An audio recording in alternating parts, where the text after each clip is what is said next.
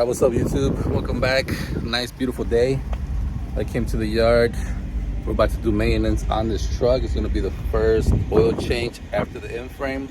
It's been right about 5,000 miles now, and we're going to get started. And the first thing I like doing is turning on the truck for a while, let the oil kind of warm up nice and good. It's probably the best time to change the oil, when the oil is nice and warm. And then it gives you a little bit more pressure for it to come out. That's what I've noticed. I've done it when the engine is cold, when I haven't turned it on and everything. And as soon as because I have the easy valves on the oil pan, as soon as I open the easy valve, it drains really slow, even when I open it the whole way. So when I turn it on, let it get to temperature, and I start doing the oil change, yeah, the oil comes out a lot faster. And even when I put the hole on the oil filter, it comes out a little bit faster. So let's get started. For you guys that don't know, I'm gonna go step by step to see if you guys can start making your own oil changes. You'll save yourself, I'm not gonna say a bunch of money, but you're gonna save yourself at least the maintenance fee that mechanics charge you. Oh, like I said, first step is turning the truck on, leaving it on, let it get to temperature.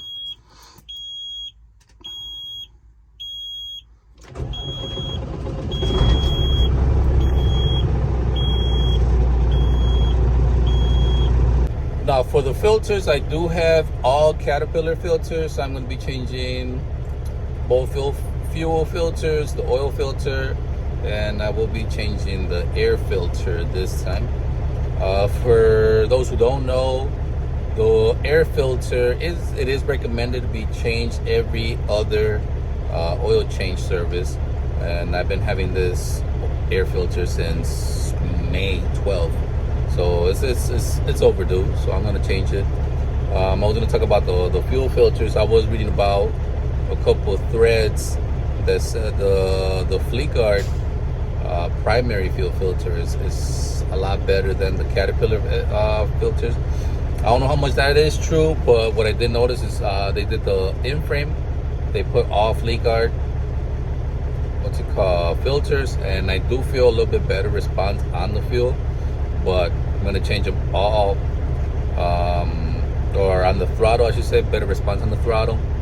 I am going to change it all to Caterpillar engine and check that out, see how much of a difference it is. But if I do feel a little bit sluggish, difference on the throttle response, I am going to change the primary, just the primary, which is the water separator, to the Fleetguard, and run it like that. But for you guys that do know, let me know what you guys think about these fuel filters and what you guys prefer. But for the most part, since I got this truck, I have been putting everything Caterpillar OEM filters.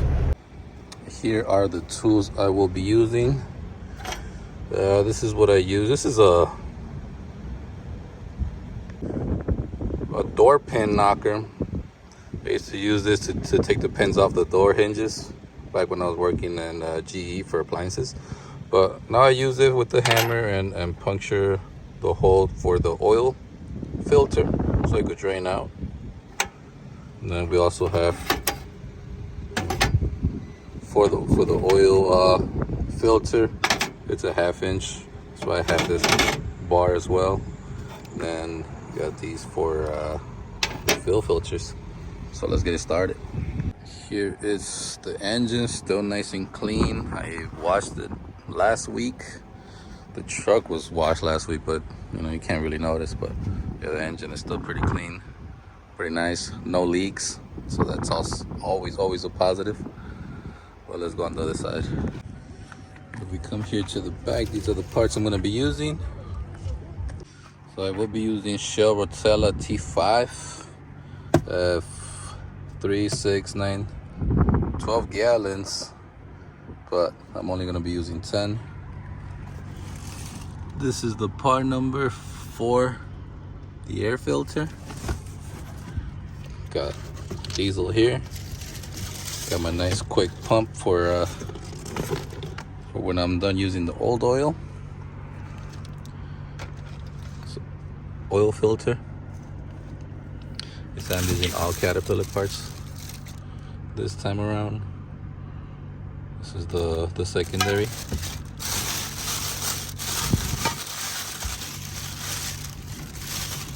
And this is the primary, which is also known as the water separator, but this is the primary fuel filter. It does come with an O-ring, so always change it every time you get a new one. Alright, so we're gonna start with the primary fuel filter. Now this one's already telling you to turn it right 3/4 of the way to tighten it, so obviously we're gonna go left. And on these trucks it can be kind of confusing on how to. These shouldn't be that tight. They should only be hand tight most of the time, but a lot of these mechanics like to over tighten the crap out of them.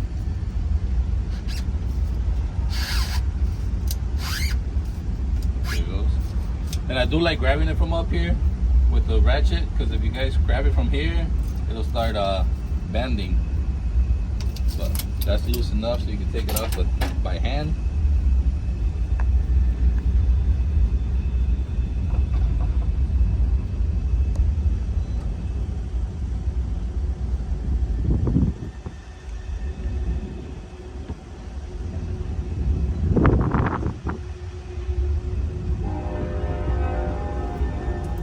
Came off with the O-ring already. Not a good idea. That's not a good thing, I should say.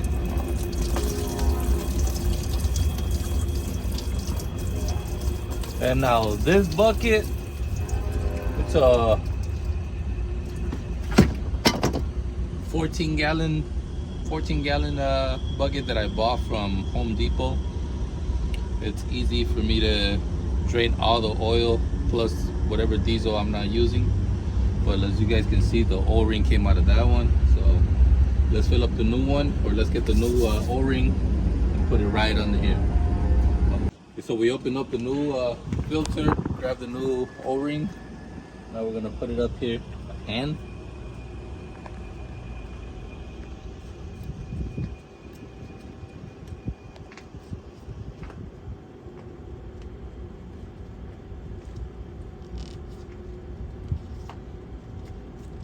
It's tricky to get up there all the way, but my trick is I grab the filter,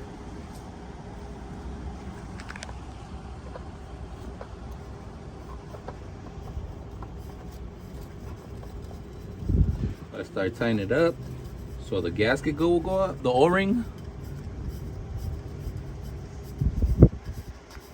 Once I feel like it's nice and tight, take it off again, because we need to pre-fill this with fuel.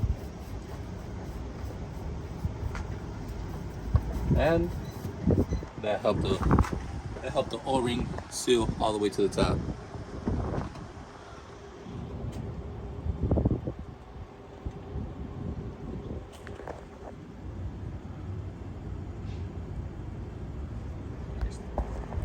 Now we're gonna start pre-filling the filter. The one thing that I did get in the comment on one of my Spanish video, so I did do maintenance. They did say to put the fuel, try to put the fuel on the smaller hose. It's gonna take a while to pre-fill it, but they said that as long as I go by the little holes, the fuel in there is gonna be filtered already, so you're not putting dirty fuel or whatever fuel you get. But if you pour it right straight in the middle, then it beats the whole purpose of getting a filter, and you're just gonna put dirty fuel in there. So let's see if I can manage to do it, because this gallon is kind of.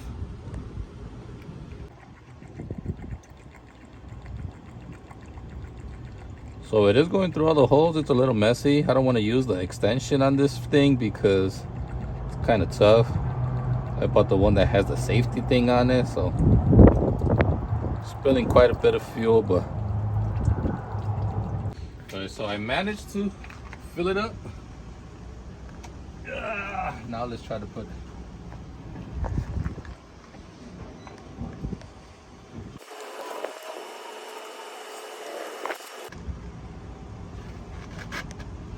like I said, guys, it's only supposed to be hand tied, but for good measures, let's give it a nice little spin with the ratchet.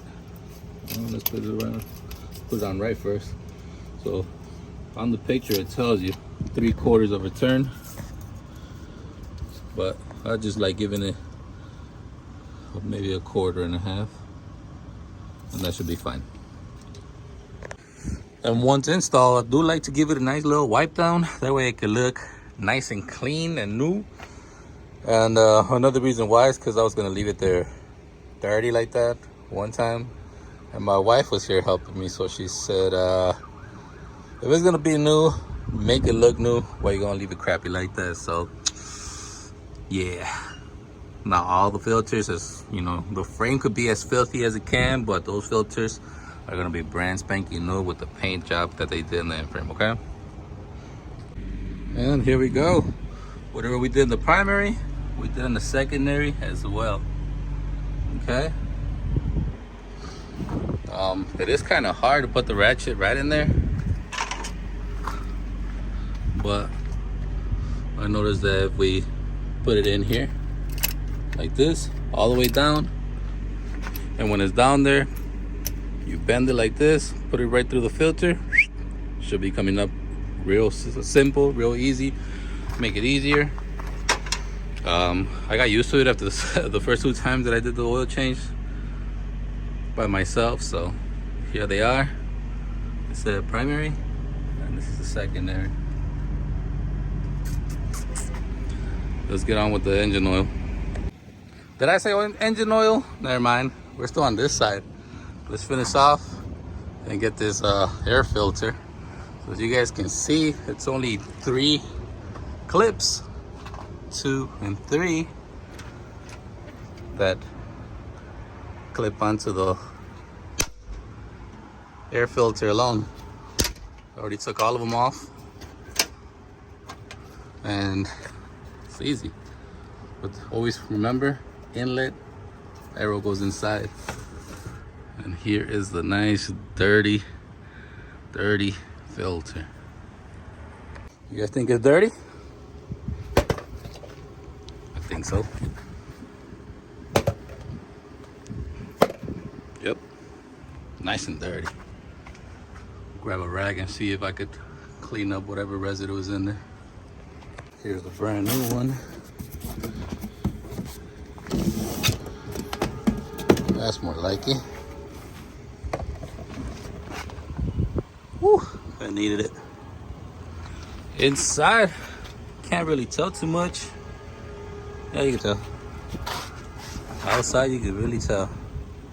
So remember, recommended every other oil change, every other service, changing the filter. Now, if you feel your truck a little sluggish, you're not getting enough boost and stuff, always check your filters first, your fuel filters and your air filters, if you're not getting enough boost on your turbo boost. Okay, that one the same way it came out, it's the same way it goes in, obviously. Now, if you guys are not good at keeping up with your miles on the maintenance, you guys could write it down on the air filter when you put it on the date. As well with the filters, try to write the mileage or the date that you guys change the filters. That way you could remind yourself when your next oil change maintenance is due. I'm fairly good at remembering my stuff because I like to keep mine up to date. I know a lot of people don't like doing oil changes, especially in the winter, because they say that the thick oil is pretty bad for the crank. But what are you gonna do? You're either gonna let your engine wear out a little bit, or you take care of it a little bit more. Actually, a lot of people in the winter, they put thinner oil. You guys know we use a 15W40. A lot of people use 5W40 if I'm not mistaken. I'll put it in the description, but they put thinner oil so it's easier for the truck to start in the winter. So I keep on putting the same stuff. It hasn't failed on me. So ever since I had the Cummins as well. So let's keep it going. And This is not my property. I don't like leaving a mess. So I put everything in a bag, the fuel filters, and I put them in here with the old filter in the box. Take it over to my house and throw it away in the alley over there. Now there's an indicator right here for the air filter. And to reset it, you just press this button. Okay. It also lets you know when to change it. So as soon as it gets to red, obviously you gotta change the filter. I think I had reset it once by accident and I forgot to change it up. So you change it up right here, reset it, and like I said, when it gets up here, hopefully on the second oil change, you get to change it anyway. But don't forget to reset it. We're on the passenger side now. A bit of a tight squeeze. That's why I like putting my tire facing out to give me a little bit more space. So what we want to do is get something to puncture a hole right in the middle of the filter. Okay.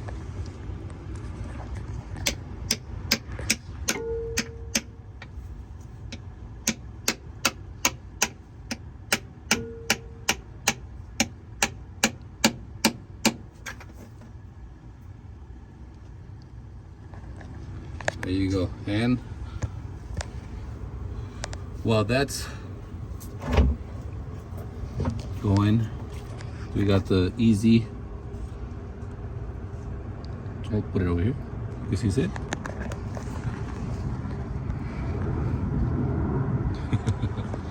Oh, wait. You can see. You can see it. Okay. You wanna put the lever down.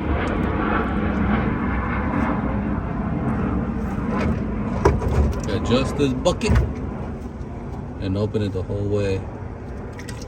You get a nice little flow. Now we got both things draining at once. Got the oil filter, and we'll let that drain for about 20 minutes, 20-30 minutes. Come back and I'll show you guys how to take this filter off. Thank you to my cameraman, Julian, for making this possible. Okay, and while the oil is draining, we come into the car, get a little break. Even though it's a nice day, it's still a little bit chilly, so come in here and get warmed up a little bit, drink a little bit of coffee or whatnot. And like I said, thank you to my cameraman Julian for making those angles of this video happen. Give him a thumbs up, give him a comment, compliment his video skills, please. Okay, so that's as far as it'll drain. So let's close the valve again. Now we're gonna use this tool to take oil filter off.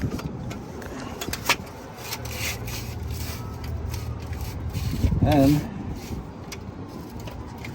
as far as I know, it's all right. We are going to take the filter off, and I believe the way to do it is towards the back of the engine is to loosen the thing up, the filter.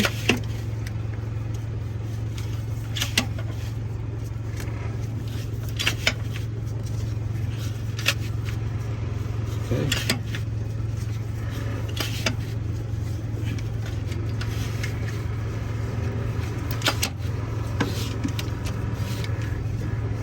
It should be loose enough to. One thing I don't like is this hose being here. It's the toughest. I don't know why they would engineer it that way, but no biggie. Let's loosen it up by hand now. Be careful for it not to fall. We're gonna make a nice big splash.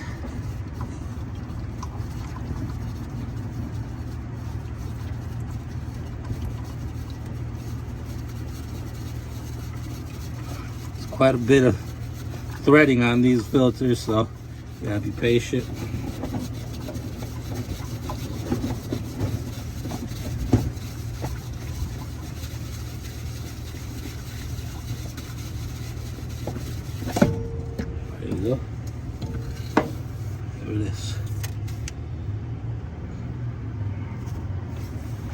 said, that's as empty as it'll get. A big filter.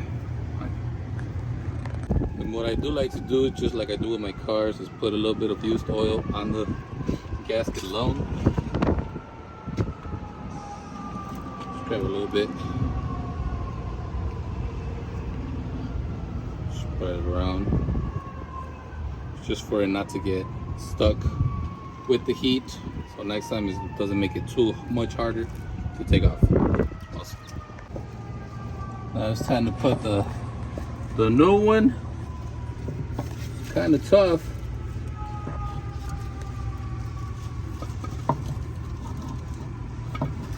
But did you get it? Here it is.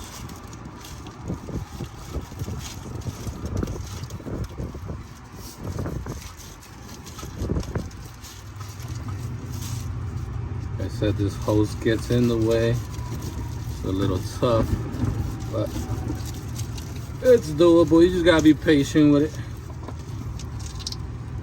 So once you find the threading, like I said, be patient and spin it until it's hand tight. Let me take this plastic off. I was trying to keep it clean as possible for my wifey not to scream at me, but now I gotta wipe it down after I finish. Okay, so that now that it's nice and hand tight, pause it.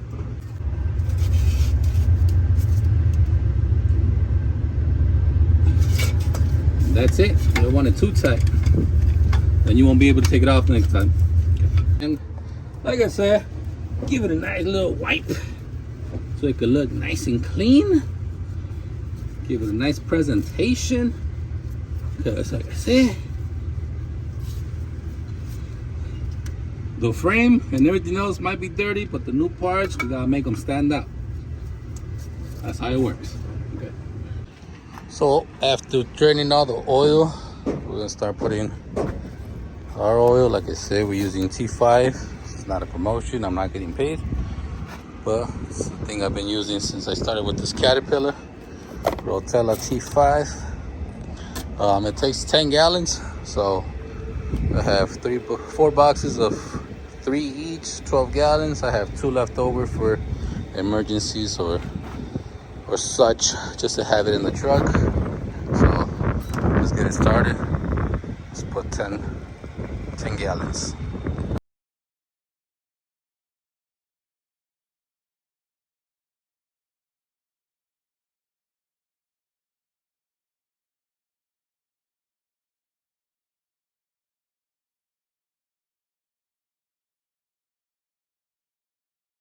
Okay, we're here on to the last one. Let's put in the last one. Check the level of the oil.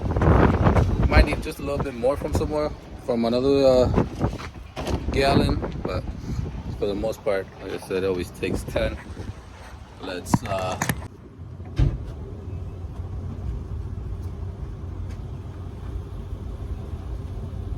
now to drain all of my oil from that bucket to the bottles, I'm gonna use this transfer pump.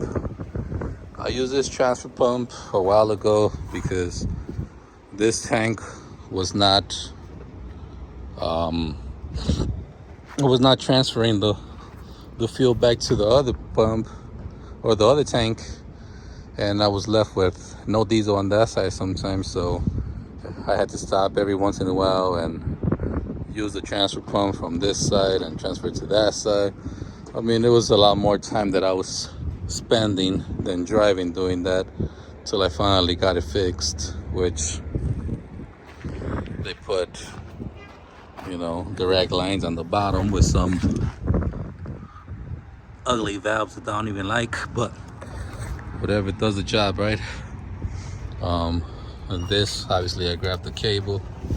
Power source I got is my inverter back there. Doesn't put too much energy anyway, about 12 volts. So let me get it plugged in and start filling these bottles up. Now I try to make the least amount of mess as I can, so I leave one of the cardboard boxes down here. Grab the gallon, put it here, and let's see where I can put the camera. And that's how it looks. I have it on automatic right now. Has a nice little flow.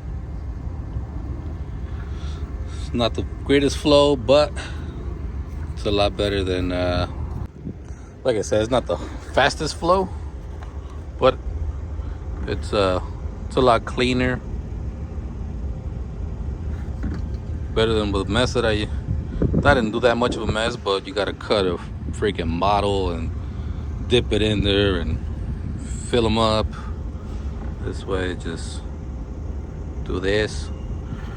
Like I said, it's a cleaner job, makes it easier. Just hanging out anyway, so let's keep on emptying this bucket out. We got 10 more to go. And this transfer pump, you guys could buy some at Amazon. I bought it at Amazon. It has an extra long hose, but like I said, I was transferring fuel from one tank to the other, so I needed the extra hose, the extra long hose. I think this is a 8 or a 10 footer, but there are some that are only like 4 feet. I just wanted to try it out. This is my first time trying it out with the oil.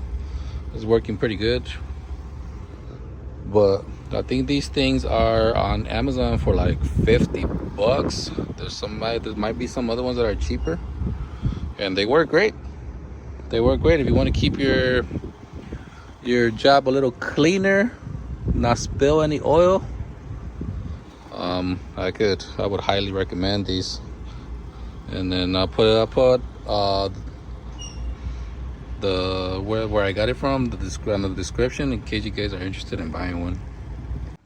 After all that, let's make sure we have some oil pressure as we turn on the truck.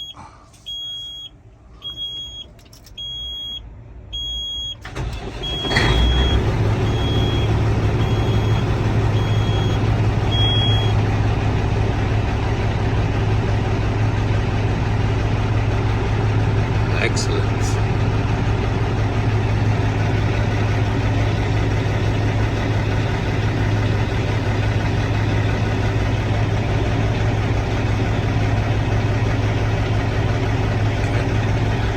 That's 70,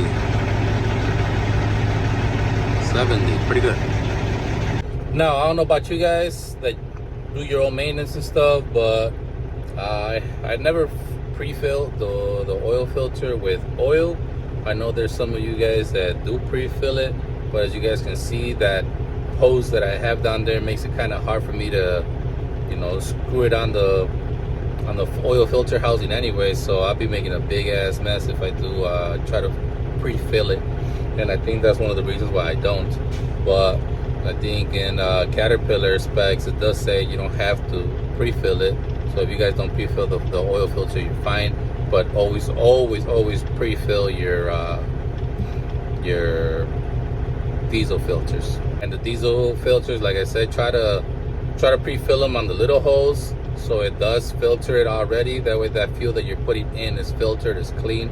That way, you put as much as clean as fuel as you can going through those filters already.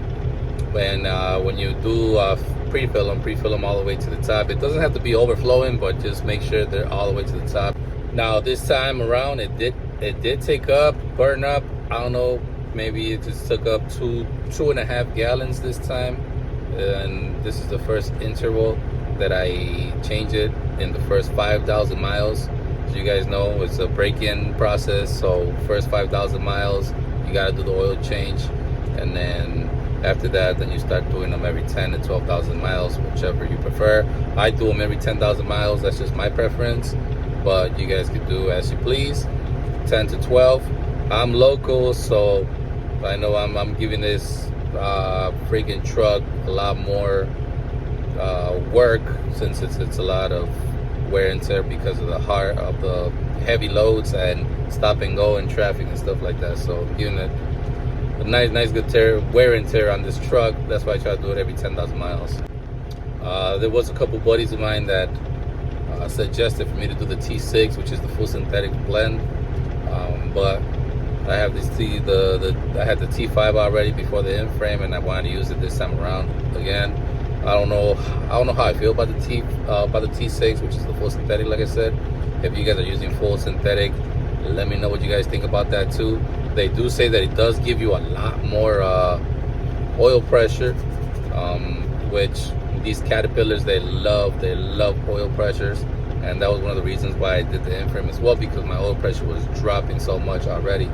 You know, these Acers, you got to have it between 35 to 40 on idle for it to be in good conditions. Anything dropping after that, you got some issues internally in the engine, and you got to get it looked at. For the new guys that haven't done the maintenance by themselves, if you have any questions, let me know. Leave it in the comment section. I will reply to you as soon as I can. You guys that are more professional and have done these maintenance a lot more time than I have, if you guys have any other suggestions for me, leave them on the comment section too. I'm not gonna get mad at any criticism or anything, but anything helps. Anything to keep this engine going strong and reliable and long lasting, anything helps. So any tips, any suggestions, or any questions, all welcome here in the comment section. But I really hope you guys enjoyed and liked the video. If you guys do, give it a thumbs up on here, please. Let the channel grow a little bit more. If you guys are not subscribed yet, please subscribe to the channel. I will be putting a lot more content than this. If you guys know, I do intermodal. I do a lot of work in my truck, so stay tuned for a lot more good content coming up. But I will see you guys in the next one, and like I always say, keep moving forward, and may God bless you all.